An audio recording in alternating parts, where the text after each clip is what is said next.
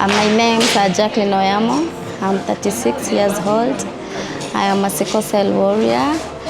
I'm a sickle cell advocate, NCD advocate generally, and my 3 days experience in NCD conference, it has been nice.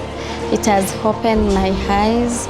We've exchanged knowledge from different types of NCDs.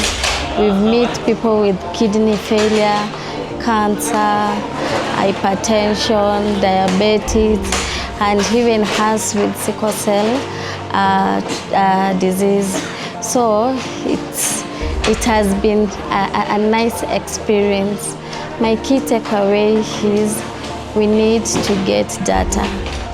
Data is the biggest challenge that we have as NCD patients. We don't have data, and we are pleading to the government at least to make sure we have data so that we can get support from the government. Thank you.